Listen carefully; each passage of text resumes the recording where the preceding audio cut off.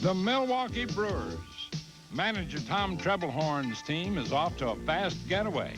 His starting pitching was 9-0 in April, and the Brew Crew offense averages nearly 6 runs per game. Part of the reason for Milwaukee's smashing start is hitting instructor Don Baylor, a coach with a no-nonsense approach, who's helped inject new pride and new attitude to the Brewers clubhouse.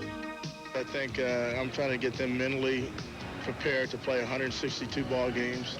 That's the grind right there. It's the positives and the negatives that you have to deal with as a hitter. And so you have to stay on top of it, especially when I have a lot of young hitters here. They haven't had their experience of 10 or 12 years, maybe like a Paul Molitor or a Robin Yount. You know, they know themselves. They need constant reminding every day, and that's one of my main goals. Don, you know, he's a hard worker. He knows how to win. He knows what it takes to win.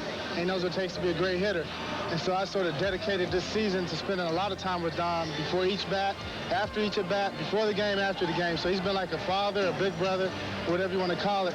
And I owe a lot of my early success to Don Baylor. He knows what he's talking about. On the pitching side, Chris Bosio has been holding up the fort, 3-0 with a 1.39 ERA.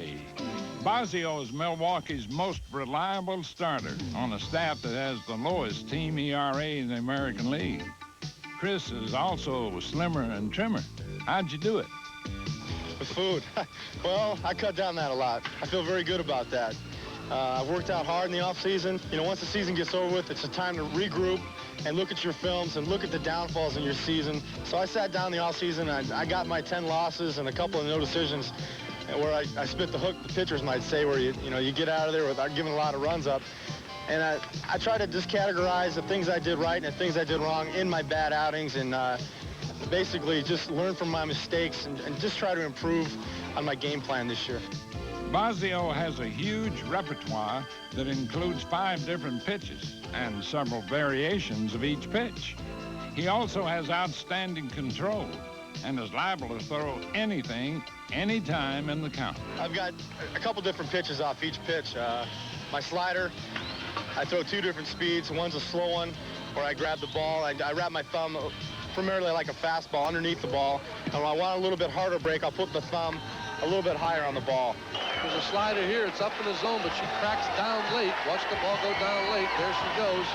Phillips is over the top of it. As far as the sinker's concerned, I do primarily the same thing. On the fastball rotation, you want your fingers on top of the ball with your thumb underneath the ball. When I want to get a good sinker, I just bring my thumb up on the side of the ball a little bit, and it takes a little bit off of the fastball and the velocity of the ball. Changeup, I throw a 4-seam changeup to the right-hand hitters and a 2-seam changeup to the left-handed hitters. I mix it up during the course of a game. It depends on how the hitter's swinging off me. I do the same with my split finger as well as my curveball. Split fingers, sinkers, sliders, deuces you saw right there. He'll throw everything at you but the kitchen sink, and he might fit that over there once in a while.